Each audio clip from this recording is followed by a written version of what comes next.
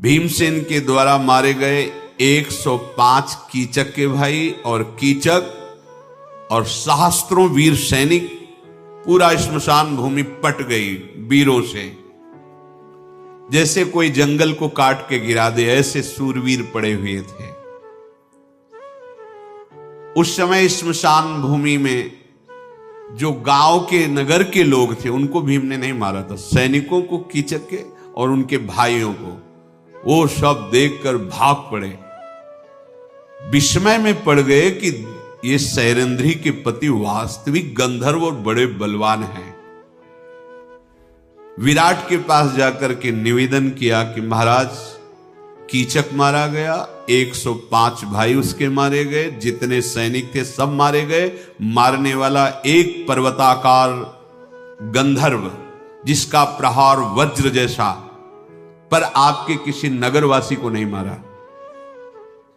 कीचक के मारे जाने पर विराट को और मंत्रियों को बहुत दुख हुआ, क्योंकि महाबली इसी के द्वारा सुरक्षित था विराटनगर। सब मन में विचार कर रहे हैं कि ऐसा कौन हो सकता है जो कीचक को ऐसी दुर्गति से मार सकता है। अब बात फैली विराटनगर में, विराटनगर से अन्य नगरों में, अन्य देशों से, सब पूरे विश्व में फैल गई। कीचक महाबली विराट का सेनापति साला ऐसी दुर्गति से मारा गया। दल के दल बैठकर यही बात करते कि नहीं नहीं, कोई ऐसा गंधर्व नहीं जो इस गति से मार सके। दुर्धर्ष वीर कीचक की इस मृत्यु का समाचार वायु की तरह सब जगह फैलने लगा। अज्ञातवास की अवस्था में पांडवों का पता लगाने के लिए बहुत से शास्त्रों की संख्या में गुप्तचर अलग अलग देशों में भेजे गए थे। वो ग्रामों में, राष्ट्र में, नगरों में, जंगलों में, ऋषियों के आश्रमों में गुप्त रूप से जानकारियां लेते हुए विचरण कर रहे थे। सब वापस पहुंचे, गिने हुए 2-4 दिन ही रह गए। सब सभा में पहुंचे, जहां भीष्म जी, कर्ण जी, कृपाचार्य जी, द्रोणाचार्य जी, दुर्योधन, ये सब बैठे हुए थे। अलग अलग देश प्रांतों से सब गुप्तचर वापस हुए। गुप्तचर बोले, महाराज दुर्योधन से, हमने कोई देश नहीं बचा, कोई जंगल नहीं बचा, कोई आश्रम नहीं बचा, निर्जन गुफाएं, लताओं के समूह, गुल्म, कोई ऐसा नहीं बचा जहां मैंने ढूंढा ना हो। ऊंचे ऊंचे पर्वतों के शिखर, देश, जन समूह के स्थान, शून्य स्थान, तराई के गांव, बाजार, नगर, कहीं भी पांडवों का पता नहीं लगा। आपका कल्याण है, क्योंकि आप पांडवों से ही तो भयभीत थे। मुझे ऐसा लगता है कि वो मृत्यु के गाल में समा गए। गुप्तचरों ने कहा, हमने रथियों में, हाथियों में, घोड़ों के बीच में सब जगह जा जा करके देखा, कहीं तो छुपे मिलेंगे, कहीं पता नहीं चला। हां, इतना पता चला है कि उनके सारथी, उनके रथ, उनके घोड़े द्वारिकापुरी में भगवान श्री कृष्ण बलराम के पास हैं, क्योंकि उस जब यज्ञातवास को जा रहे थे तो उनको वहां भेजा था, और धौम्याचार्य जी को भेजा था द्रुपद देश। शत्रु को संताप देने वाले दुर्योधन, पांडवों के इंद्रसेनादि सारथी द्वारिकापुरी में हैं, ऐसा हम लोगों ने खोज कर ली है। पर वहां ना द्रौपदी है, ना 5 पांडव हैं। उन लोगों से बातचीत में हमने सुना कि उन लोगों को भी पता नहीं कि पांडव कहां हैं। ऐसा ही आज्ञा की थी युधिष्ठिर जी ने। इसलिए हम सबका निर्णय है कि वो मारे गए, कोई अजगर लील गया हो या दावानल में नष्ट हो गए हो, वो है नहीं, जीवित नहीं है। अब हमारे लिए क्या आज्ञा है? पांडवों को ढूंढने के लिए कोई जगह ऐसी नहीं बची जहां हम लोगों ने ढूंढा ना हो। हां, एक बात अगर आपकी पकड़ में आवे तो अभी अभी हमें अपने गुप्तचरों से, जो गुप्तचरों के प्रधान थे, पता चला है कि विराटनगर में महाबली सेनापति 10,000 हाथियों का बल रखने वाला कीचक मारा गया है। इससे अगर आपका कोई सूत्र बैठे तो आप देख लीजिए। बकाया वहां पूरे विराटनगर को छान लिया है, 5 पांडव नहीं है। श्मशान भूमि में कोई गंधर्व उनके 105 भाइयों को भी मार दिया है, और मारने का कारण कोई सैरंध्री है। अब आप इस पर विचार कर लीजिए और मुझे आज्ञा कीजिए। राजा दुर्योधन दूत की बात पर विचार करके सोचते रहे और सभासदों से कहा, कार्यों के अंतिम परिणाम को ठीक ठीक समझ लेना अत्यंत कठिन है, इसलिए आप लोग पहले अपने अपने विचार प्रकट कीजिए। जो आपने अभी सुना कीचकवध, और यह भी सुना कि सर्वत्र ढूंढ लिए गए, नहीं मिले। 13वां वर्ष पूर्ण होने वाला ही है। अगर पूर्ण हो गया तो सत्य प्रतिज्ञ पांडव निश्चित हमारा नाश कर देंगे। सत्यव्रती पांडव मद की धारा बहाने वाले गजराज के समान, भारी विषधर के समान वो हम पर टूट पड़ेंगे। इसलिए अभी समय है, 1 2 दिन 3 दिन जल्दी से ढूंढ लिया जाए तो 12 वर्ष का वनवास और 1 वर्ष का अज्ञातवास। अगर पहचाना नहीं गए तो भारी विपत्ति हम सब पे पड़ने वाली है। कर्ण ने कहा कि अब इन गुप्तचरों को छोड़ो, अब हम गुप्तचर तैयार करते हैं। ये और जन समुदाय में तो जाए, पर ये सन्यासी, महात्मा, सिद्ध, इनके आश्रमों में भी जाए, सबसे विनय पूर्वक पूछे, सेवा भावना करके कि आप ध्यान के द्वारा देखो पांडव कहां हैं। ऐसा पाप भावना में अनुरक्त रहने वाले दुशासन ने कहा कि जैसा कर्ण कह रहे हैं, इन्हीं के विश्वास पात्र गुप्तचरों द्वारा पता लगाया जाए, जल्दी से पांडवों की खोज की जाए।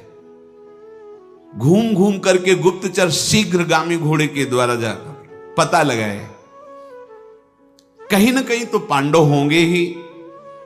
और अगर कहीं ऐसा जो ऐसा समाज में बताया गया कि अजगर लील गया या दावानल में, तो फिर मुझे कोई चिंता की बात नहीं, क्योंकि मेरा राज्य फिर निष्कंटक है। द्रोणाचार्य जी ने कहा, मूर्खता की बात मत करो। जो धर्मशील है, जितेंद्रिय है, कृतज्ञ है, धर्मात्मा है, ऐसे युधिष्ठिर को कोई अजगर ले जाए, दावानल जला दे, ऐसे शब्द भी उच्चारण मत करो।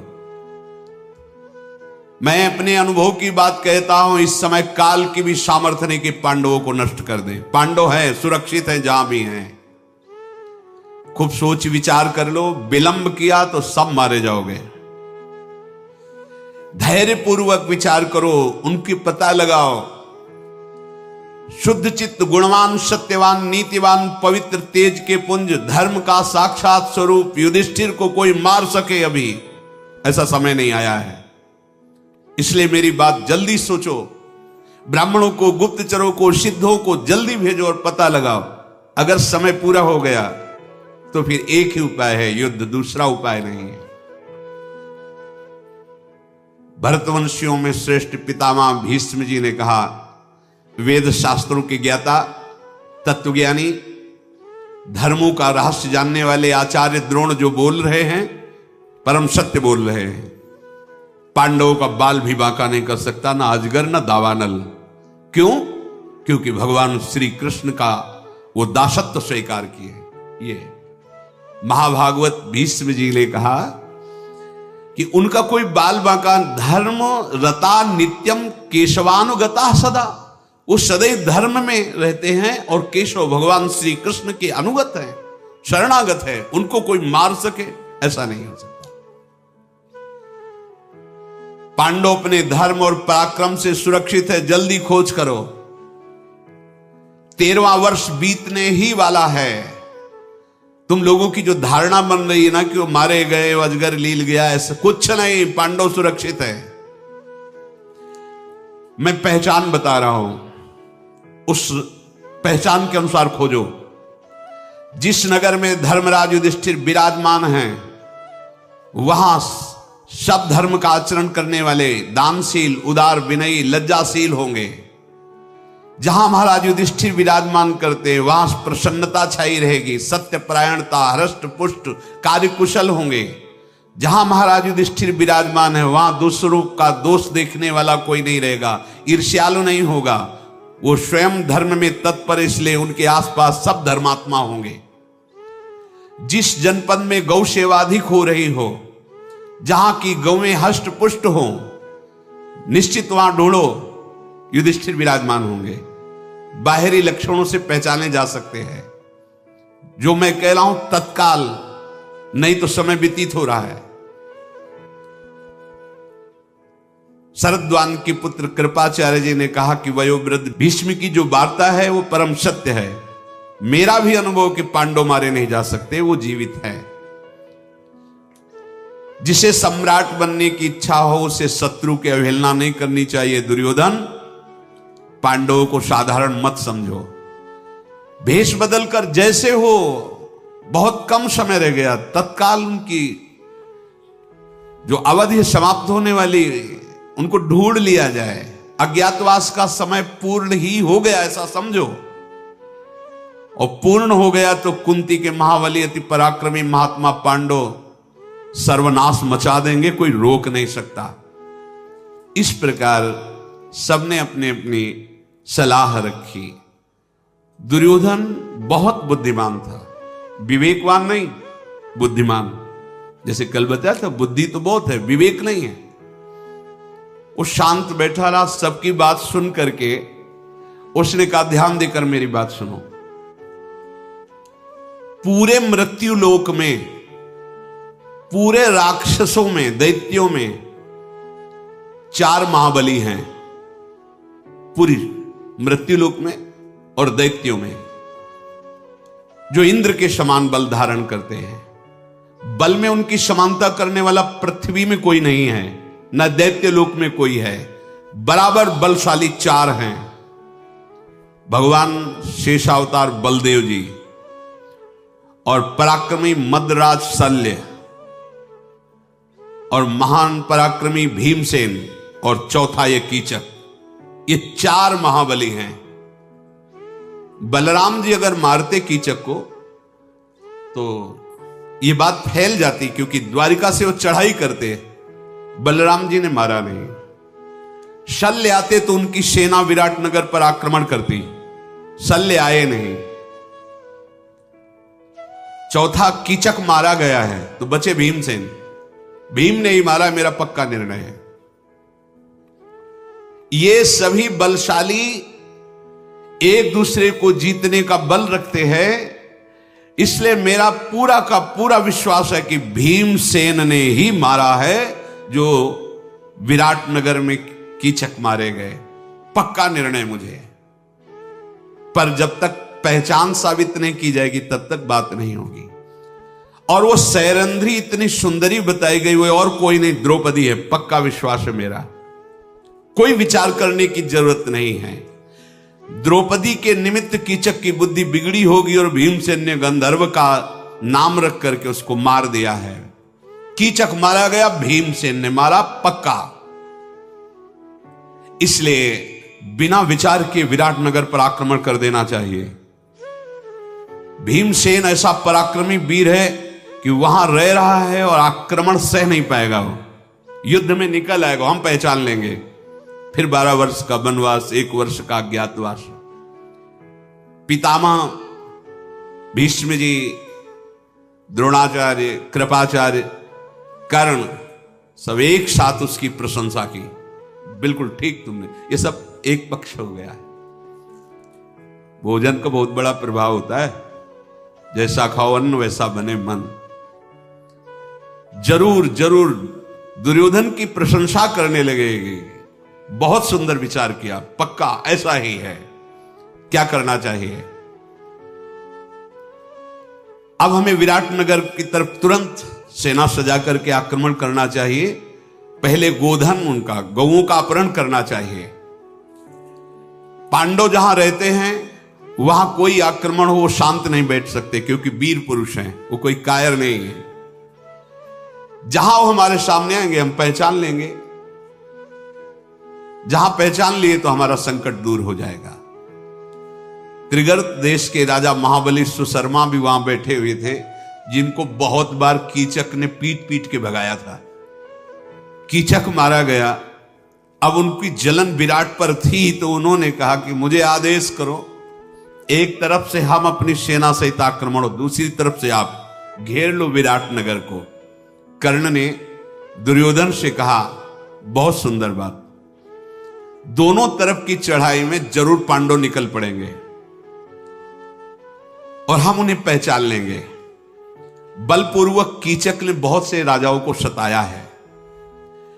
मत्स्य नरेश बहुत बार जो विजय प्राप्त की वो कीचक के बल से, विराट में इतने सामर्थ्य नहीं है। चलो तत्काल सेना को सजाने का आदेश करो, ठीक अवसर है। विराट के यहां रत्न धन सब हम ले लेंगे, बंदी बना लेंगे विराट को और सब आपस में बांट लेंगे, गोधन रत्न आदि सब। इसलिए सेना को सुसज्जित किया जाए, कई टुकड़ियों में बांट दिया जाए। पितामह भीष्म, आचार्य द्रोण, शरद्वान पुत्र कृपाचार्य, ये सब ने स्वीकृति दे दी, हां ऐसा ही किया जाए। जिधर आक्रमण का निश्चय किया गया, कौरव के सैनिक उधर तैयार होकर चलने लगे।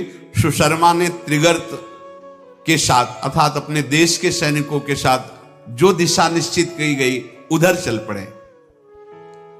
भयानक सेना कौरवों की, अरे जिसमें भीष्म जी, द्रोणाचार्य जी, कृपाचार्य जी, अश्वत्थामा, कर्ण आदि, और सुशर्मा भी बहुत बलवान, सब विराट नगर की तरफ चल पड़े।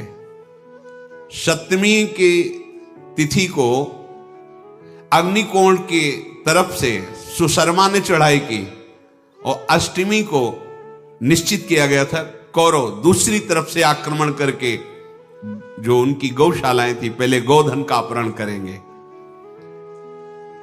13वां वर्ष भली भांति पूर्ण हो चुका जब ये नगर में चढ़ाई के लिए पहुंच गए। अब इसमें समय लगा, पूरे अज्ञात वर्ष का समय पूर्ण हो गया है। व्यतीतः समयः सम्यक वसताम वै पुरोत्तमे, पूरा समय हो गया। ये युद्ध प्रारंभ होने के पहले ही समय, 1 वर्ष का अज्ञातवास सम्यक पूरा हो गया। सुशर्मा ने वेग से आक्रमण किया और लाखों गवें विराट की अपने अधिकार में कर ली। बड़ा कोलाहल मच गया, धूल उड़ रही थी। जितने भी गोपगण बलवान रक्षा में थे, कहां उस राजा की सेना और कहां गोपगण, पर गोपगणों ने रक्षा का प्रयास किया, पर उन सैनिकों के भाले, मूसल, फरसे, भिंदीपाल, इन सब अस्त्रों के प्रहार से वो छिन्न भिन्न हो रहे थे। ग्वाले भयभीत होकर के भागे और महाराज विराट की सभा में जाकर के कहा कि सावधान हो जाइए, आपकी गौओं का अपहरण त्रिगर्त देश के नरेश सुशर्मा ने आक्रमण करके अपने अधीन कर लिया और बहुत से ग्वालों, जो सेवा करने वाले ग्वाले, उनको मार दिया गया है। आप जल्दी अपने गौ रक्षा कीजिए। हमारा तिरस्कार करके उन्होंने हमारे भाइयों को मार दिया, गोप जनों को, और गौओं को हाँक कर लिए जा रहे हैं। आप छुड़ाने की चेष्टा कीजिए, नहीं आपका यश और आपकी गौएं ये दोनों आपके हाथ से चली जाएंगी। राजा तो एकदम घबरा गए। तत्काल, ये पहले से पता हो तो तैयारी होती, रथ, हाथी, घोड़े, पैदल सबको तत्काल आदेश किया सैनिक तैयार हो जाएं। वो सुवर्णमय रथ पर स्वयं विराट विराजमान हुए और अपने जो परिकर के भाई बंधु थे उनको तैयार किया। जब रथ जोत रहे थे तो कंक ने कहा युधिष्ठिर जी ने कि हमें ऐसा लगता है कि आपके यहां जो घोड़ों की रक्षा करता है और जो गौओं की रक्षा करता है और जो रसोइया है, ये महावीर हैं, इनके लक्षणों से पहचान में आता है। और महाराज, मैं 4 प्रकार के धनुर्वेद की प्रकांड जो पद्धतियां हैं उनका मैं ज्ञाता हूं, केवल पासे ही चलाना नहीं जानता हूं। आप अनुमति दीजिए कि मैं आपका रसोइया और आपकी जो घोड़ों की सेवा में और जो गौ की सेवा में, अर्थात नकुल सहदेव, ये चारों आपके साथ हो जाएं तो आपकी सुरक्षा अच्छी हो जाएगी। मत्स्य राज ने कहा कि पांसे चलाना और रसोई बनाना, गौ सेवा करना, शुभ सेवा अलग है, लेकिन युद्ध में वो महाराज आप चिंता मत करें। मैंने देखा है, क्योंकि मैं महाराज युधिष्ठिर के पास आत्मवत रहा हूं ना, तो ये लोग भी सेवा में ही थे वहां, क्योंकि सबने अपना परिचय दिया था। मैं युधिष्ठिर की गौ सेवा करता हूं, मैं अश्व सेवा करता हूं, मैं युधिष्ठिर का रसोईया हूं। तो कहा मुझे परिचय है। ये ऐसे बलशाली कि जहां ये खड़े होंगे वहां पराजय हो ही नहीं सकती। राजा ने कहा यदि तुम्हारी ऐसी परीक्षा की हुई बात है, तब तो जैसे रथ कवच हमने धारण किए वैसे आप लोग धारण कीजिए। अनायास महान पराक्रमी पांडवों ने नकुल, सहदेव, भीम और युधिष्ठिर ये तैयार हो गए। रथों पर बैठकर बड़ी प्रसन्नता से नगर से बाहर निकले। दिन ढलते ढलते घेर लिया जाकर सुशर्मा को, जो गौओं का अपहरण किए थे। महाबली भीमसेन की गदा के आगे कोई टिक थोड़ी रहा था, और युधिष्ठिर का भाला प्रसिद्ध था, कई कई सैनिकों को एक प्रहार में नष्ट कर देना। युद्ध महाराज विराट भी कोई साधारण नहीं, पर उस कोटि के बलवान नहीं जिस कोटि के पांडव बलवान हैं। युधिष्ठिर ने व्यूह रचना तत्काल की अपने भाइयों की, नकुल, सहदेव, भीम, युधिष्ठिर, चारों ऐसे ढंग से, और घेर लिया। और महाराज विराट रथ के द्वारा अपने सैनिकों के घेरे से रण कौशल दिखाते हुए त्रिगर्त के 500 रथी, 800 घुड़सवार, 5 महारथी मारकर गिरा दिए और सुशर्मा पर धावा किया। विराट ने सुशर्मा पर प्रहार किया। सुशर्मा रणोन्मत्त होकर के विराट को बाणों से बींधने लगा।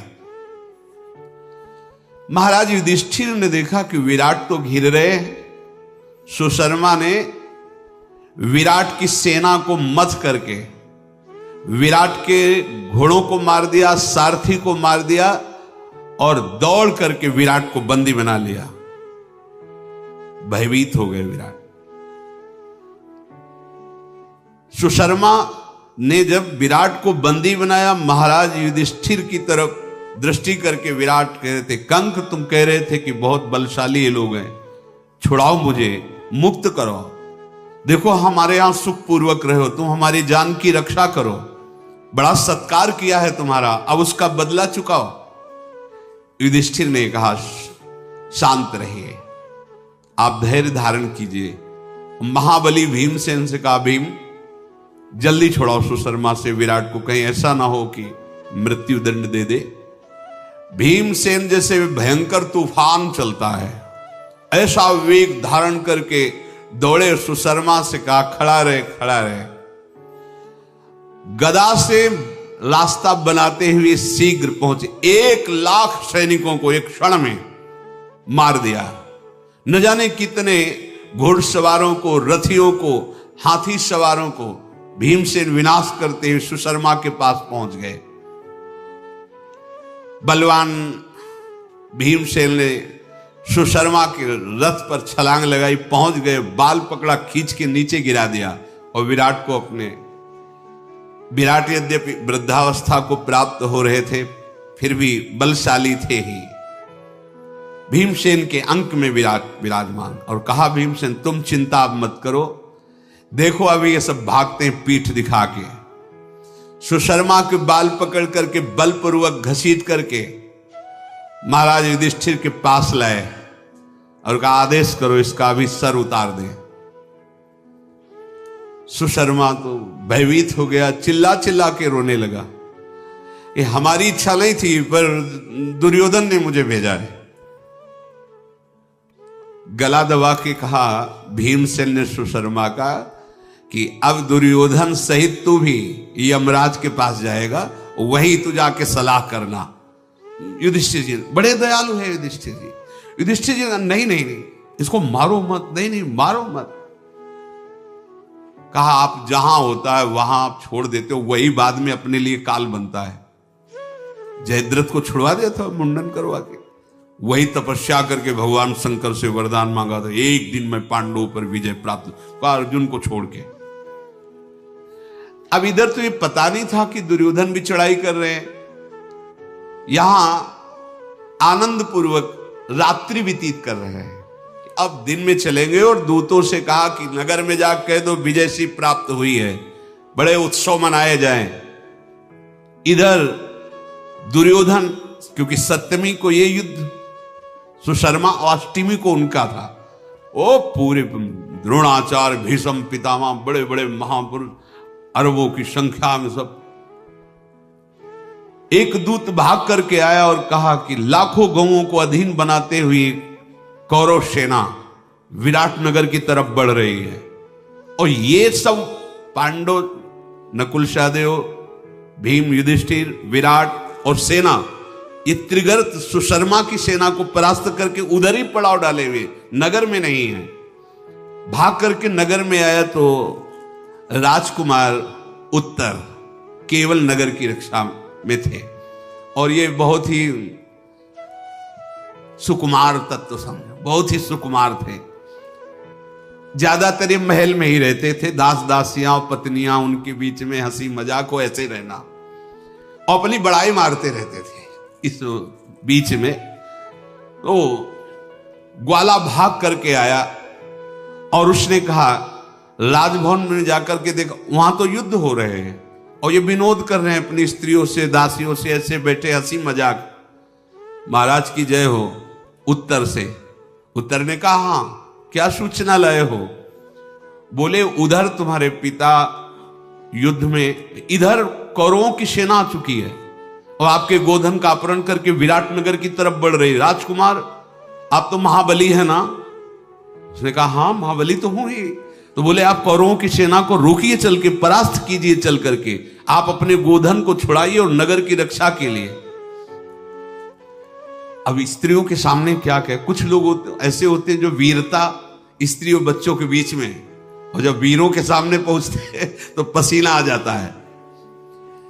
उन्होंने कहा कि युद्ध तो मैं कर सकता हूं कौरवों से, भीष्म से भी कर सकता हूं, मैं सुयोग्य हूं। इस समय मैं राष्ट्र का स्वामी हूं, क्योंकि महाराज युद्ध में गए तो पूरा अधिकार मेरे हाथ में है। अगर मेरे पास कोई उत्तम सारथी होता तो मैं अर्जुन जैसी वीरता दिखा सकता था। तो सैरंध्री द्रौपदी जी वही थी, देखा ऐसे और कहा, अर्जुन जैसी वीरता दिखा सकते? बोले, सैरंध्री तो तुम हमें छोटा मोटा वीर समझती हो? बोले, नहीं मैं तो महावीर समझती हूं तुमको, लेकिन अर्जुन को कभी देखा है? कहा, देखा नहीं पर सुना है, मैं अर्जुन जैसी वीरता दिखा सकता हूं अगर सारथी मिल जाए। उत्तर ने स्त्रियों के बीच में अपनी बड़ाई, मैं ऐसा बोली, बड़ी उत्साहजनक प्रशंसाजनक बातें की। उस ग्वाले ने कहा, महाराज यहां बैठ के प्रशंसा करने का समय नहीं, सेना आगे बढ़ती चली आ रही, आप कुछ कीजिए। उन्होंने कहा, कोई सारथी होता तो चल देते, अब सारथी कोई नहीं है, हमारे योग्य सारथी चाहिए। युद्ध के लिए तो मैं पूर्ण समर्थ हूं, पर सारथी चाहिए। जैसे वज्रधारी इंद्र दानवों को भयभीत करते हैं, वैसे मैं शांतनु नंदन भीष्म को, दुर्योधन को, द्रोणाचार्य को, कर्ण को, अश्वत्थामा को, सबको भयभीत कर दूंगा। बृहन्नला दूर खड़ी थी, हंस रही थी देख देख के कि अभी देखा नहीं होगा तुमने भीष्म आदि को, इसलिए ऐसा मेरे सामने क्या 2 मुहूर्त में सबको परास्त कर दूंगा। जब ऐसी वो डींग हाक रहे थे तो सैरंध्री नजदीक आई और कहा, राजकुमार आपकी बातें सुन के तो आपको ऐसा लगता है विश्व के अद्वितीय वीर आप हैं। हां, तुम्हें कोई संशय? तो बोले, आप कुछ वीरता भी तो दिखाइए ना, बार बार ग्वाला कह रहा है कौरववंशी है, सारथी नहीं है कोई, इसलिए नाचना ना आता हो। तो बोले, आंगन टेढ़ा है इसलिए मैं नाच नहीं सकता, वैसे तो मैं बहुत अच्छा नाच लेता हूं। हाँ, सैरेंद्र ने कहा, सारथी की व्यवस्था मैं कर दूं। जो खांडो प्रस्थ को जलाने वाले गांडीव धनुषधारी अर्जुन हैं, उसी के बल से खांडो प्रस्थ जला, ऐसा सारथी। कौन है? अपने घर में रहने वाली बृहन्नला, ये सारथी बोलेगी। राजकुमारियों को नचाती ये सारथी। मान लो द्रौपदी ने कहा, जो सैरेंद्री थी, मान लो कि साक्षात अर्जुन ही है, ऐसी कला इसमें है। अगर ऐसा है तो देख लो प्रयास करके, राजी हो। अब तो डर लगने लगा कि सारथी भी मिल रहा है। जिन दिनों अर्जुन की सहायता भगवान श्री कृष्ण दावानल रूप महान खांडोवन को जलाया, तो यही थे प्रधान, यही थे जिसे बृहन्नला समझ रहे हो, यही सारथी थे। उत्तर ने कहा, वैसे इसको सारथी बनाना तो मुझे शोभा नहीं देगा कि एक नपुंसक सारथी हो, पर अगर तुम्हें अनुभव है ऐसा तो तुम देख लो, बात करो। द्रौपदी ने कहा, हमारी तो बात हो गई है, क्योंकि हम वहां थी जब महाराज युधिष्ठिर के यहां ये सारथी थे ना, तो वहां मैं सेवा में रहती, मैंने देखा है इनका बल। आप आदेश करो, तैयार करें। उत्तर ने कहा, तो फिर भी मेरा बल देख लेना, अगर सारथी मिल गया तो कौरव हार गए निसंदेह। सैरेंद्री ने कहा कि अपनी बहन से बोलो कि जाके प्रार्थना करे बृहन्नला से। तो उत्तर ने उत्तरा से कहा, बहन तुम जाओ और प्रार्थना करो कि वो हमारी सारथी बन जाए। उत्तरा नजदीक गई और अर्जुन से प्रेम पूर्वक बोली, बृहन्नले, हमारे राष्ट्र में बड़ा संकट उपस्थित हो चुका है। पिताजी दूसरी दिशा में युद्ध में हैं और कौरव पक्ष बहुत बलवान आक्रमण करते हैं, और मेरे भैया बड़े वीर हैं, आप उनकी सारथी बन जाएगी बस थोड़े दिन के लिए। अभी उनका सारथी नहीं है, इसलिए वो ऐसा कह रहे हैं। बृहन्नले, अगर सारथी बन गई तो युद्ध कला में मेरे भैया कितने प्रवीण, ये तुम देख लोगी। उत्तरा ने कहा, सुना है तुम अर्जुन के सारथी रहे हो। होगा, हां मैं सारथी रहा हूं, तुम्हारी इच्छा ऐसी है तो ठीक है, मैं स्वीकार करता हूं। राजकुमार तैयार हो, तुम कवच बांधो, धनुष लो, और मैं सारथी के पद पे बैठता हूं। घोड़ों की लगाम संभाली, बैठ गए। अब वो तो सर्वगुण संपन्न साक्षात गांडीव धनुषधारी अर्जुन है। देर नहीं लगा, सामने पहुंचा दिया। वो खड़े होके जे ही देखा भीड़, तो कांपने लगे, पसीना आ गया, बैठ गए और कहा, बृहन्नला देखो, हम स्त्रियों के बीच में तो बोल के आ गए, मेरी सामर्थ्य नहीं कि मैं खड़ा रह सकूं।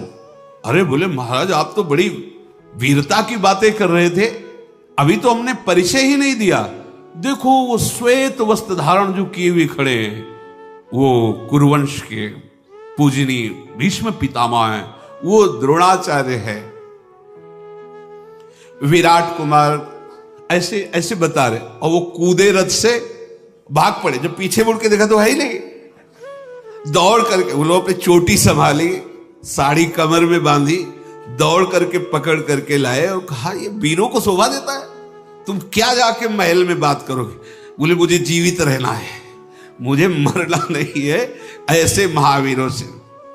देखो तुमने प्रतिज्ञा की है, तुम्हें जाने तो दूंगा नहीं, युद्ध करना पड़ेगा तुम्हें, क्योंकि मैं जिसका सारथी बनता हूं उसको कभी परास्त का मुख नहीं देखना पड़ता, पराजय का।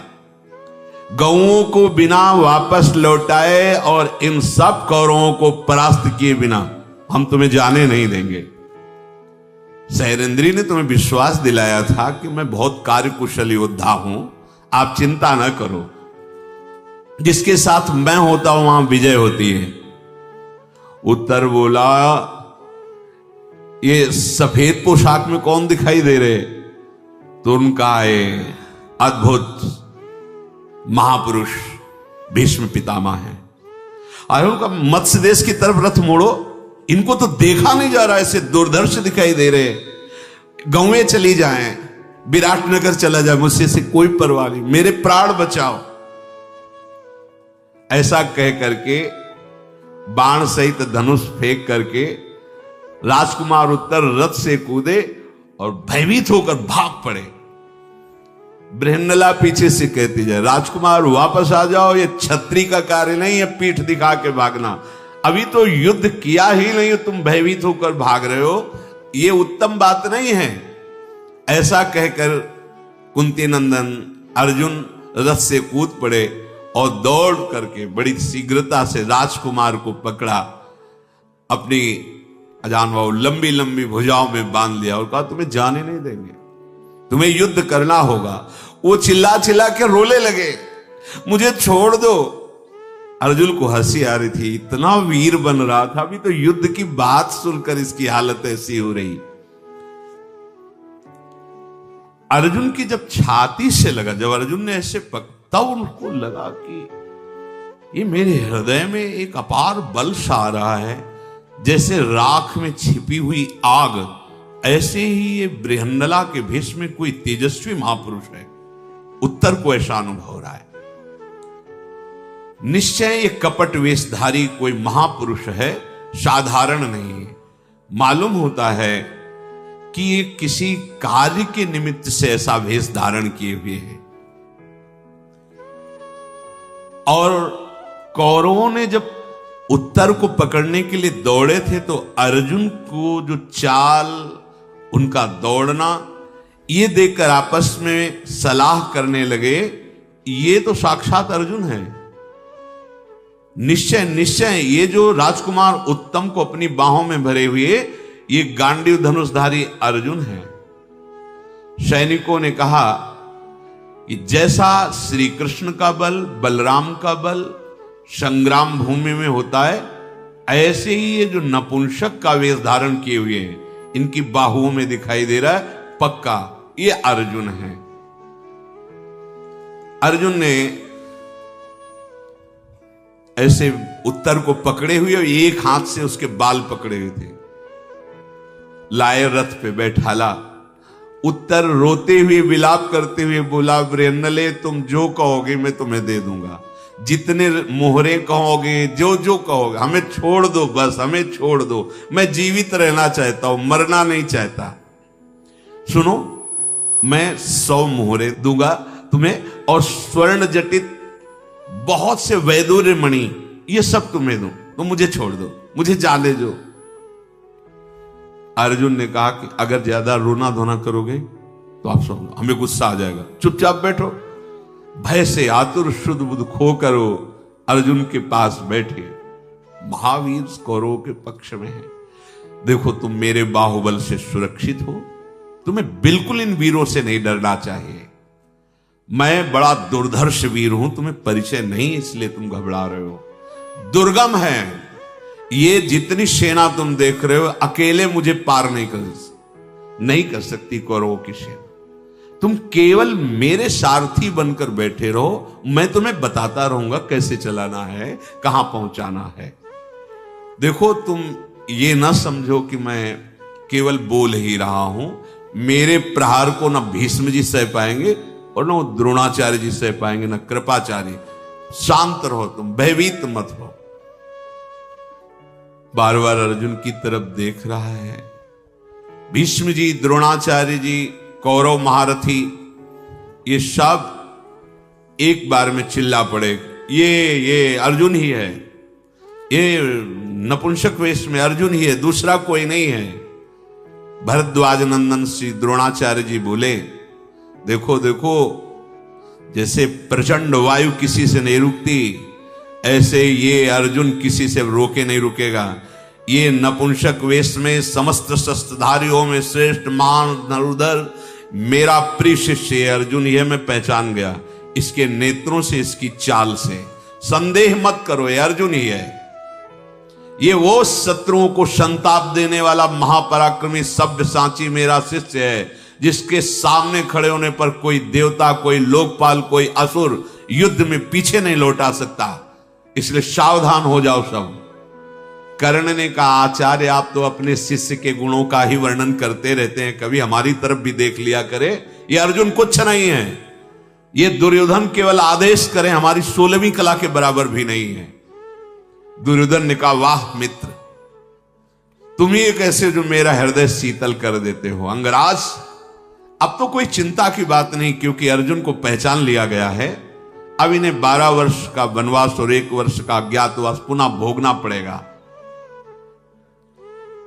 इधर अर्जुन ने कहा, रथ घोड़े की लगाम संभाल और वो समी वृक्ष उसके समीप ले चल। विराट कुमार उत्तर वहां पहुंचे। उतर रथ से, चढ़ जाए समी वृक्ष पर,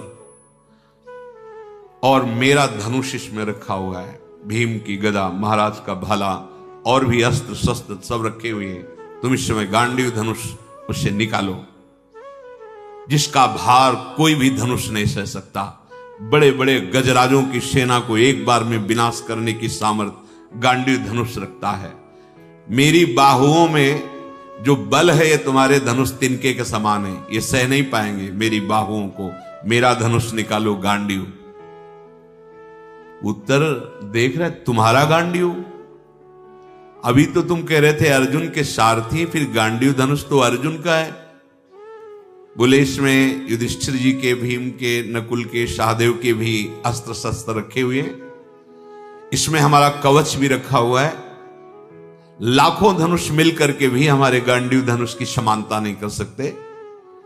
चढ़ो इस पे। वो दूर से लाश दिखाई दे रही, हम राजकुमार कोई लाश ढोने वाले थोड़ी कि हम चढ़ जाएं। हम नहीं चढ़ेंगे, हम अपवित्र हो जाएंगे। अर्जुन जी ने कहा, राजकुमार, ये लाश दूर टंगी है, वो जहां एक खोखा सा बना हुआ है उसके अंदर है धनुष, तुम जाओ, परम पवित्र है वो स्थान, डरो मत। मैं ऐसी कोई आज्ञा नहीं करूंगा जो तुम्हारे कुल के विपरीत हो। अर्जुन के ऐसा कहने पर विवश होकर रथ से उतरकर समी वृक्ष पर गए और वहां पत्तों और तृणों में लिपटे हुए अस्त्र रखे हुए थे, नीचे उतारा। बहुमूल्य रत्नों से जटित उन सब अस्त्रों को देखा तो अर्जुन जी ने एक धनुष को कहा, इसके पत्ते और तृण हटाइए। जे ही हटाया तो ऐसे प्रकाशित हुआ मानो आग साक्षात मूर्तिमान तेजो रूप होकर। तेषाम विमुच्य मानानाम धनुषा मर्क वर्चसाम विनिश्चेरु प्रभा दिव्या ग्रहाणा मुद इश्वे। बोले, ऐसा खोलने पर तेज प्रकट हुआ मानो समस्त ग्रह सूर्य आदि तेज एक साथ प्रकाशित हो गए हो। गांडीव धनुष। उत्तर के नेत्र चकाचौंध हो गए। उन्होंने कहा, ये किसका धनुष है, इतना दिव्य, इतना चमकीला और इतना वजनदार? ये किस यशस्वी वीर का धनुष है, इसका नाम क्या है? बृहन्नले, जो मैं पूछ रहा हूं ठीक ठीक उत्तर दीजिए। अर्जुन ने कहा, राजकुमार अब सुनो, इस धनुष का नाम गांडीव है और ये जिसके हाथ में होता है उसका नाम अर्जुन, और काल से भी युद्ध करने की सामर्थ्य रखता है अर्जुन। ये मेरे पास ही सदैव रहता था। कुछ समय के लिए, अज्ञात समय व्यतीत करने के लिए मैंने इसमें रख दिया था। ये देवताओं पर भी विजय अकेला प्राप्त कर सकता है, ऐसा ये धनुष है। विराट पुत्र, जिस समय मैं अपने दिव्य बाणों का संधान इस पर करता हूं, फिर कोई सामने टिक नहीं सकता। युद्ध में शत्रुओं पर आघात करना और शत्रुओं की बाण वर्षा को काटना गांडीव का सहज स्वभाव है। देखो, ये महात्मा युधिष्ठिर का अस्त्र, ये भीम का अस्त्र है, ये नकुल का, सहदेव का अस्त्रों का परिचय दिया। अर्जुन ने कहा, राजकुमार, अब तुम समझ गए हो मैं गांडीव धनुषधारी अर्जुन हूं, और जानना चाहते हो तो महाराज की सभा में जो कंक बन के विराजमान हो हमारे बड़े भ्राता धर्मराज युधिष्ठिर हैं। तुम्हारे यहां जो रसोईया बल्लभ है वही महाबलशाली भीमसेन है, जो तुम्हारे पिता के यहां रसोई का काम कर रहे हैं। अश्वों की देखभाल करने वाले ग्रंथिक नाम से मेरे भ्राता नकुल हैं, और गौशाला के अध्यक्ष तंतिपाल नाम से मेरे भ्राता सहदेव हैं। हम पांचों पांडव, और सैरेंद्री जो तुम्हारे मां के यहां दासी रूप से रह रही, वो महान द्रौपदी है जिसके कारण कीचक मारे गए। उत्तर कूद पड़ा रथ से, साष्टांग दंडवत किया और कहा कि मुझे क्षमा करना, मैंने आपको बार बार बृहन्नला कह के संबोधन, आप तो हमारे गुरुदेव के समान पूज्य हैं, मुझे विश्वास नहीं हो रहा कि आप बृहन्नला बनकर के मेरे महल में राजकुमारियों को नचाते गए। अहो भाग्य, सौभाग्य के मुझे अर्जुन का सानिध्य मिला। मेरे अज्ञानवश जो आपको कुछ अनुचित व्यवहार लगा हो तो क्षमा कीजिए। मैं अब आपके चरणों का आश्रय पाकर बहुत ही निर्भय हो गया और मुझे कोई भय नहीं। पार्थ, मैं सदैव आपका दास। अब आप कृपा दृष्टि से देखिए और अब देखिए कि मैं कितने उत्साह से घोड़ों को हाँकता हूं। मेरा महान सौभाग्य प्रकट हुआ जो अर्जुन का सानिध्य मुझे मिला। बीरबल, आप आरूढ़ होइए और देखिए, आप जहां आज्ञा करेंगे वहीं मैं घोड़े को ले चलूंगा। अर्जुन ने कहा, तुम कोई भय मत करना, रण में केवल तुम्हें अब कौशल देखना है अर्जुन के हाथों का। ये जितने महावीर खड़े सब भाग पड़ेंगे, तुम निश्चिंत रहना, भयभीत मत होना।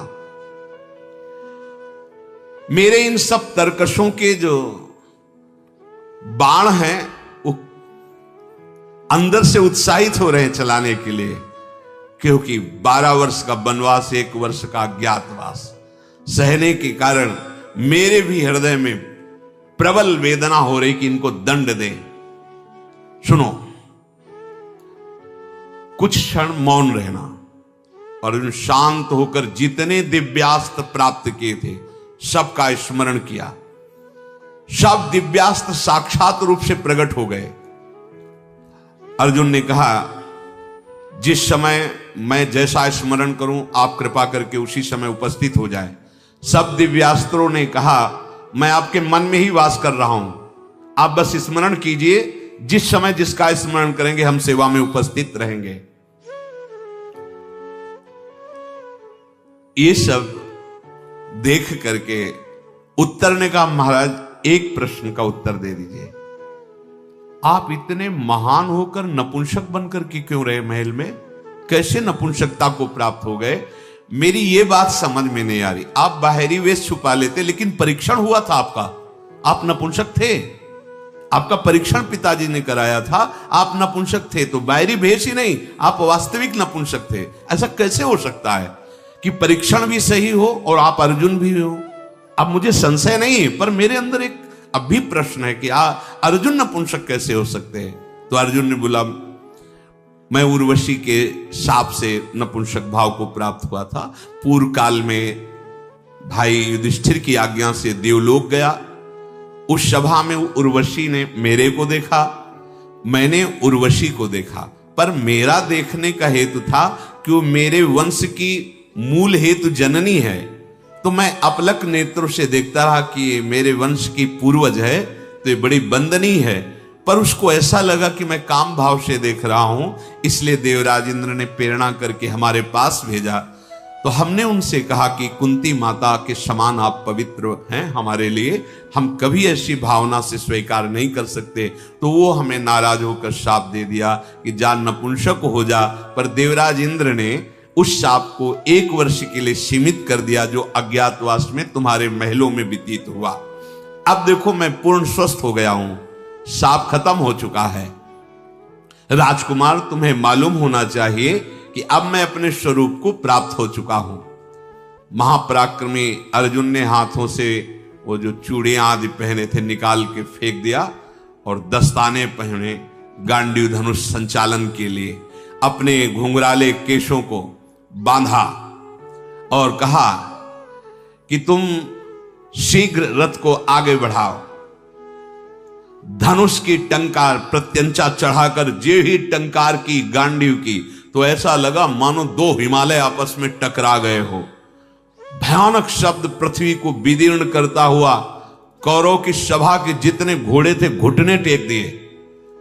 कौरव पक्ष के जो रथियों में बड़े बड़े महारथी, बड़े बलवान अश्व जोते हुए थे, जे ही गांडीव की टंकार की ऐसी भयंकर टंकार थी, घुटने टेक दिए। सब महारथियों के होश उड़ गए। उत्तर घबरा रहा है, उत्तर से कहा चढ़ और ये ध्वजा हटा अपनी, सिंह की ध्वजा जहां समी वृक्ष के समीप सम्मान से रख दे। और अर्जुन ने चिंतन किया अपनी ध्वजा का, तो बहुत अट्टहास करते हुए वीर महाबली हनुमान जी जिस पर विराजमान, वो कपित ध्वजा करके रथ पे विराजमान हो गई। जे भी कपित ध्वज विराजमान हुआ, अर्जुन ने कहा घोड़े और नजदीक ले चलो। महाबली अर्जुन अपने देवदत्त नामक शंख को जे ही बजाया तो सबके रोंगटे खड़े हुए। ऐसा भयानक शंखनाद, वेगशाली घोड़े थरथराने लगे। द्रोणाचार्य जी प्रसन्न हुए, बोले अब समझ में आया, ये गांडीव की टंकार और ये शंख की गर्जना मेरे शिष्य अर्जुन की है। यद्यपि विपक्ष में है पर प्रसन्नता हो रही है। उत्तर घबरा गया, उसने कहा अब दोबारा शंख मत बजाना, ने हमारे हृदय की गति रुक जाएगी। इतनी जोर का शंखनाद हमने रणभेरिया सुनी है, हाथियों की चिघाड़ सुनी है, शंखनाद भी सुने, पर ऐसा शंखनाद हमने कभी नहीं सुना। ये तो बहुत, और जैसा शंखनाद वैसे हनुमान जी की गर्जना। हनुमान जी विराजमान है ध्वजा पे, महाबली हनुमान, धनुष की टंकार, हनुमान जी की गर्जना और शंख की ध्वनि, हाहाकार मच गया कौरवों की सेना में। अर्जुन ने कहा सावधान उत्तर, अब दोबारा शंखनाद कर रहा हूं। अब दोबारा जे ही शंखनाद और धनुष की टंकार की, द्रोणाचार्य, भीष्म पितामह, कृपाचार्य, अश्वत्थामा, बड़े बड़े वीर सब सावधानी के स्वर में, सावधान मतलब दूसरी शंख ध्वनि का मतलब अब बाण प्रहार। हमारे शस्त्र छूट रहे हैं, घोड़े अप्रसन्न हो रहे हैं। द्रोणाचार्य जी कह रहे हैं सूचना हो रही है विनाश की, भाग जाओ, जिसे भागना नहीं अर्जुन छोड़ेगा नहीं। दुर्योधन ने कहा कि आपके मुख से शोभा नहीं देता आचार्य द्रोण, एक अकेला अर्जुन और इतने सब महारथी, कैसी बात आप कह रहे हो।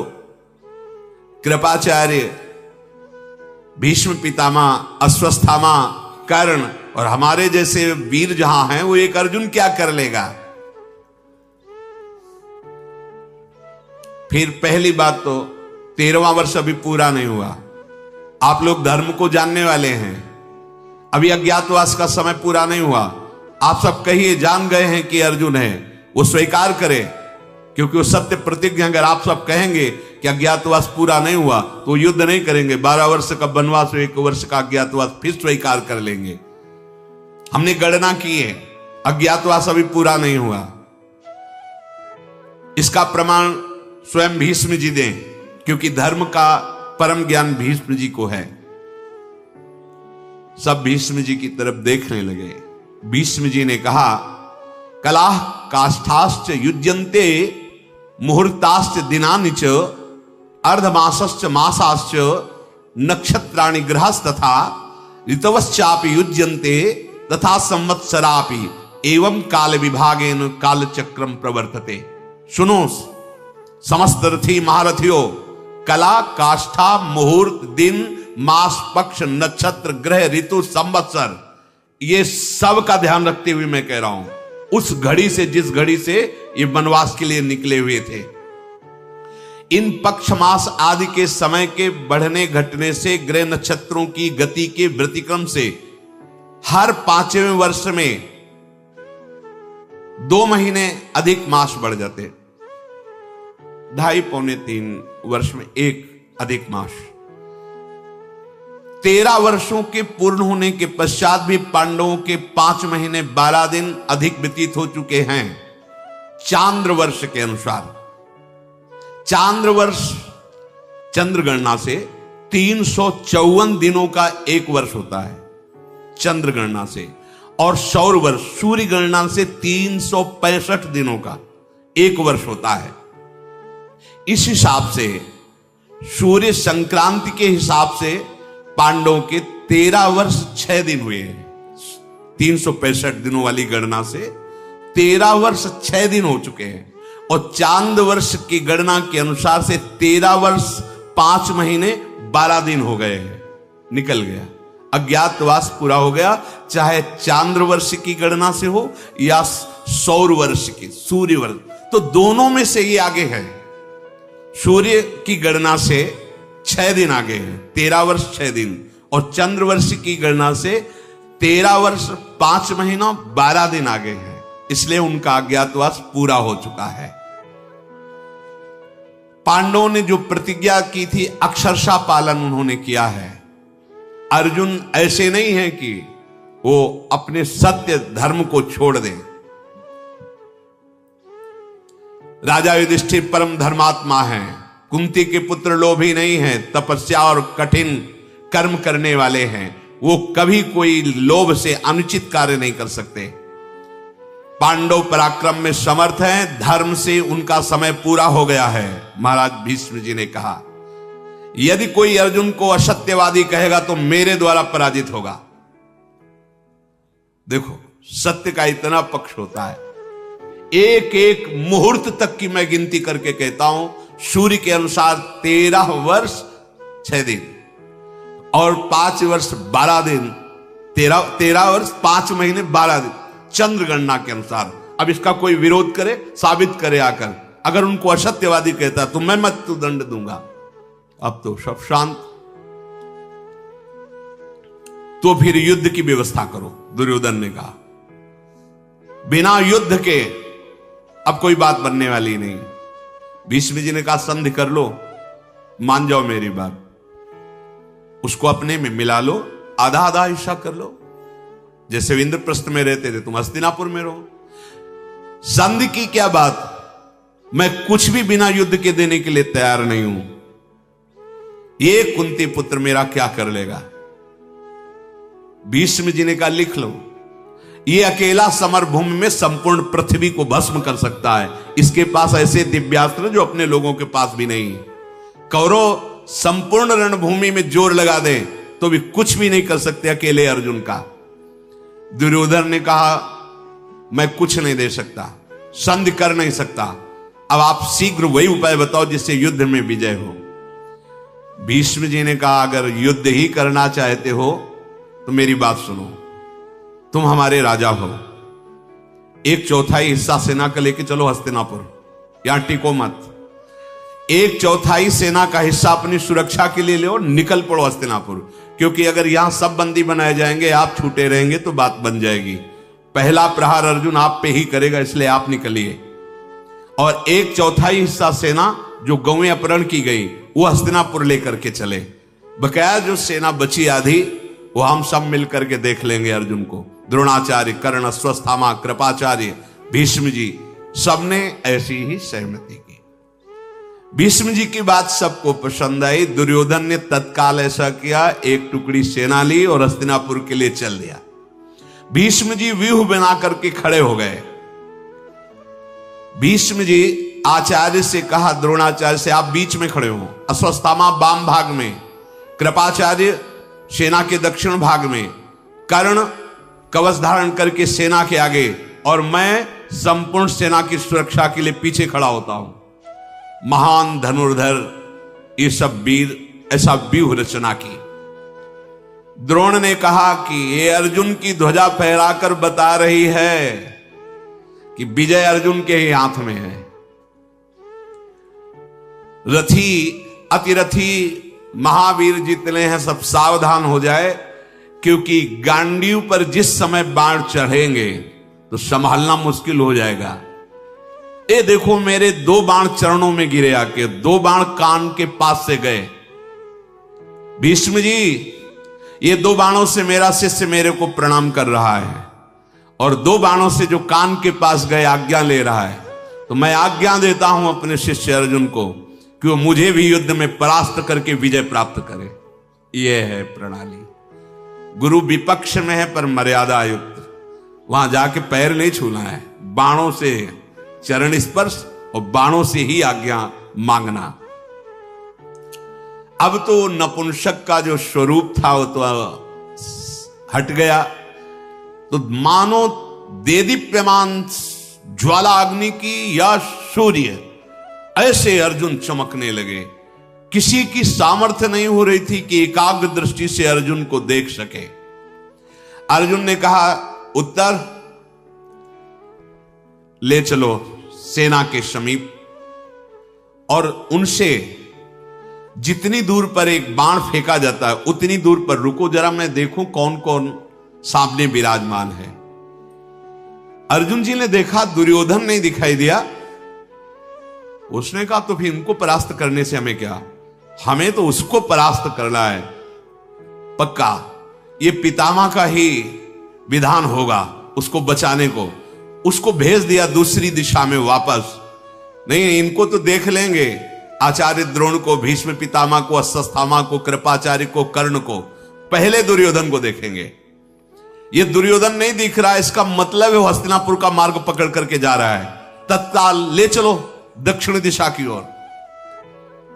विराट नंदन इस सेना को छोड़िए और इस मार्ग से चलिए जिधर दुर्योधन जा रहा, पहले मैं उससे युद्ध करूंगा, फिर लौट करके इन महारथियों को देख लूंगा। इस प्रकार अर्जुन की आज्ञा देने पर उत्तर ने अपने घोड़े मोड़े और जिधर हस्तिनापुर की तरफ घोड़ों को काबू करते हुए आगे बढ़ाया। थोड़ी देर में दिखाई दिया श्वेत वाहन अर्जुन को कि दुर्योधन अपनी सेना के साथ जा रहा है। इधर कृपाचार्य जी ने कहा, सावधान, ये तो हम लोगों से लड़ा ही नहीं, हमारा तो सारा का सारा व्यू बेकार हो गया। वो तो जा रहा है दुर्योधन के पीछे और राजा की रक्षा करना हमारा कर्तव्य होता है। सब भागो।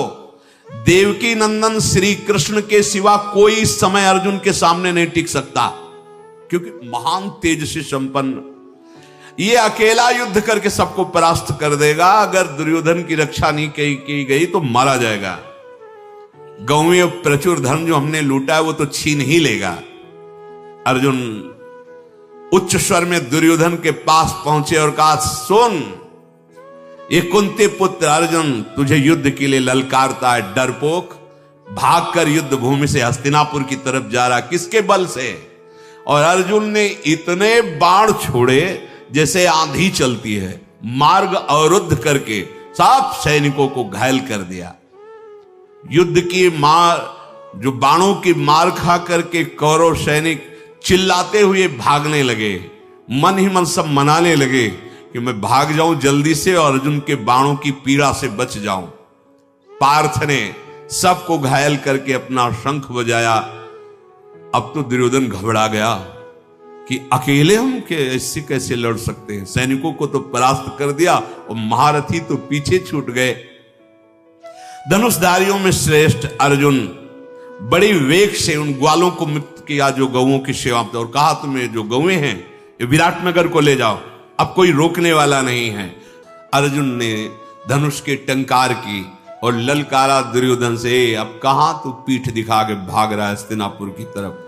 क्या इसी बल से तूने पांडवों का अपमान किया है? लौट। कर्ण आ गया, क्योंकि कर्ण ने देखा कि अर्जुन उधर जा रहा है। तो धनुर्विद्या में अर्जुन और कर्ण समान हैं, पर कर्ण ने अधर्म का पक्ष ले रखा है और अर्जुन ने दिव्यास्त्र प्राप्त किए हैं और तप पूर्वक धर्म का आश्रय लिया है। इसलिए कर्ण कमजोर हो जाता। बकाया कर्ण किसी भी, भगवान परशुराम जी से दिव्यास्त्र प्राप्त हो, किसी भी उसमें कम नहीं अर्जुन से। दौड़ करके अर्जुन को रोका और कहा, कहां? दुर्योधन को पीछे देखना, पहले मेरे से युद्ध कर। मैं बहुत समय से जल रहा हूं तेरे से युद्ध करने के लिए, छुपा छुपा घूम रहा था, आज हमारे सामने आया है।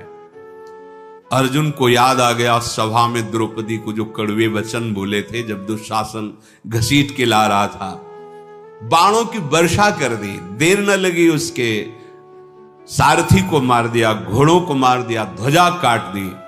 और कर्ण ने भी बाणों की वर्षा की, पर अर्जुन के दिव्यास्त्र संधान से वो भाग पड़ा है। एक क्षण भी नहीं टिक पाया, भाग पड़ा, छोड़ के सेना भाग पड़ा। जितने भी सैनिक थे मानो जैसे पानी की वर्षा हो रही, ऐसे बाणों की वर्षा करके सबको घायल कर दिया। गौएं छुड़ा ली और जो गोपगढ़ गौओं की रक्षा में थे उनको भी मुक्त किया दासत्व से और कहा, जाओ ये विराटनगर की ओर गवें लेकर तुम जाओ। अर्जुन ऐसा कह करके सहसा आगे बढ़े तो विराट पुत्र तेजी से रथ को हाँक रहा था।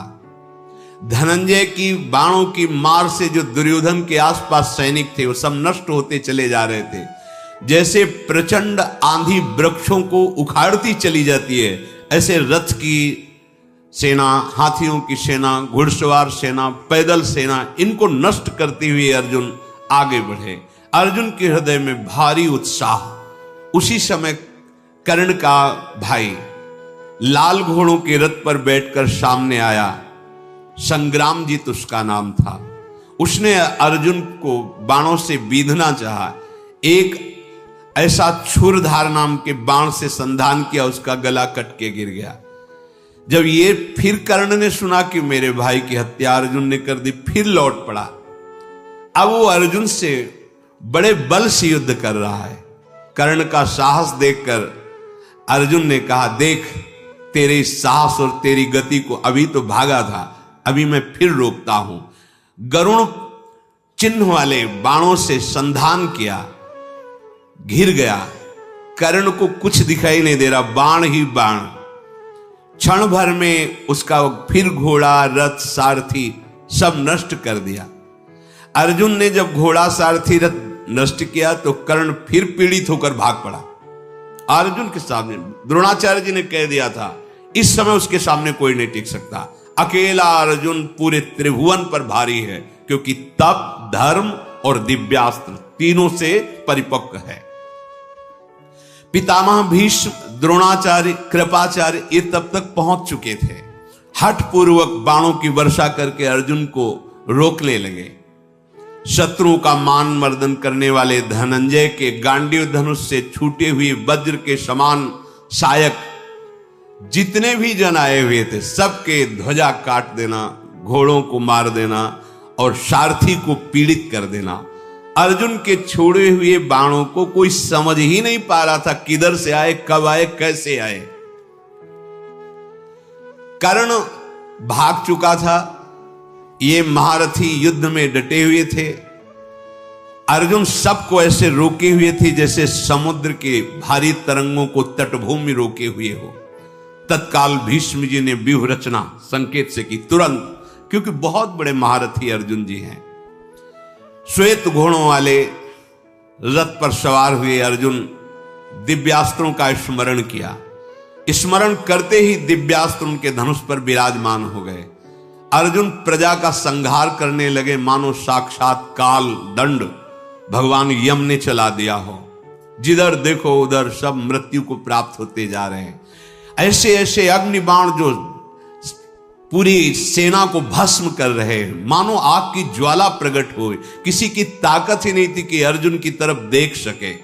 सब दिशाओं में दोनों हाथों से बाण संधान कर रहे हैं, दाएं बाएं घूम घूम कर अलात चक्र की भांति। किसी को लक्ष्य नहीं बन पा रहा अर्जुन के मारने का। इतनी शीघ्रता से अर्जुन बाण संधान कर रहे हैं। अचिंत मन बुद्धि वाले शूरवीर अर्जुन ने रणभूमि में ऐसा पुरुषार्थ दिव्यास्त्रों का दिखाया, द्रोणाचार्य जी को 73 बाणों से बेंध दिया। द्रोणाचार्य है अद्वितीय वीर। द्रोणाचार्य जी शस्त्र और शास्त्र दोनों के परम ज्ञाता है। दुस्साहस इनके सामने कोई दिखा सके ऐसा है ही नहीं। द्रोणाचार्य जी के सामने 73 बाणों से सारथी को, रथ को, पताका को काट करके 73 बाणों से मूर्छित कर दिया गुरु द्रोणाचार्य जी को। 10 बाण दुस्साह नाम के वीर को मारा। अश्वस्थामा को 8 बाणों से बींध दिया। दुशासन को 12 बाण, शरद्वान पुत्र कृपाचार्य को 3 बाणों से और शांतनुनंदन गंगानंदन भीष्म को 60 बाणों से बेंध दिया। ऐसे रथ में छाप दिया। 60 बाण से हिल नहीं सकते। छुरप्र नाम वाले बाणों से जितने भी वीर थे सबको घायल कर दिया। और एक करणी नाम का बाण मारा जो सबसे पीछे कर्ण भागकर गया था, उसके कान में पूरा बाण घुस गया। वो तो मूर्छित होकर गिर पड़ा। सारथी के वो यमलोक भेज दिया। ऐसे महान धनुर्धर अर्जुन ने जो रूप दिखाया, भीष्म जी मूर्छित, कर्ण तो मूर्छित है ही, द्रोणाचार्य कोई होश में नहीं है, सबको घायल करके गांडीव धनुषधारी अर्जुन उत्तर से बोले हो गया, अब यहां कोई लड़ने वाला नहीं दिखाई दे रहा है। अश्वत्थामा, कृपाचार्य, माननी, बाल्मीक, सोमदत्त, ये कौरव के बड़े बड़े योद्धा, ये सब मूर्छित पड़े। जिसका वस्त्र चाहो उतार लाओ। राजकुमारी उत्तरा कह रही थी ना गुड़िया बनाने के लिए, जा उतार के लाओ। स्वर्णमाला से मंडित ध्वजा से शत्रुओं का तिरस्कार करने वाले अर्जुन, अब जिसको होश आता तो अर्जुन की तरफ नहीं बढ़ता, हस्तिनापुर की तरफ बढ़ता। मान लो जिसको चेतना जागृत हुई, रथी वो सारथी मरा हुआ पड़ा तो रथी ही रथ आपके भाग रहे, कोई वहां नहीं। जब तक मूर्छित रहे वस्त्र जिन जिन के बकाया सब अर्जुन सिंहवत खड़े रहे। उस समय अर्जुन की तरफ लौटने वाला कोई वीर नहीं था। भीष्म जी भी मूर्छित ऐसे रथ में बाणों से बिंधे हुए, सब हस्तिनापुर की तरफ वापस।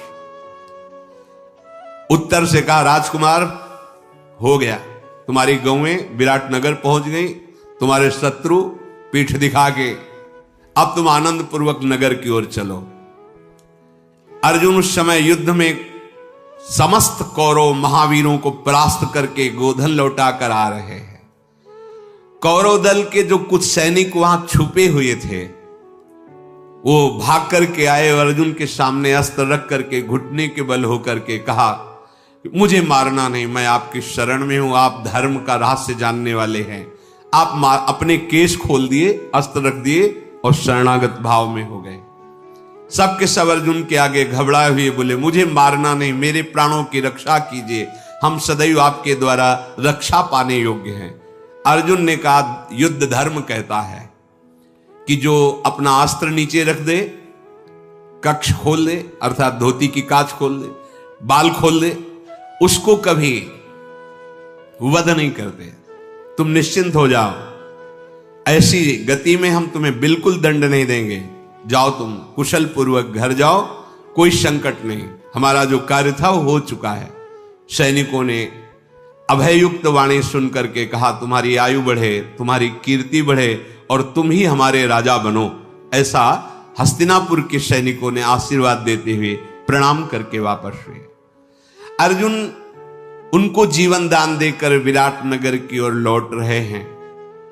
कौरव सेना शत्रुहंता पार्थ की मार से पीड़ित होकर सब वापस हो गई है।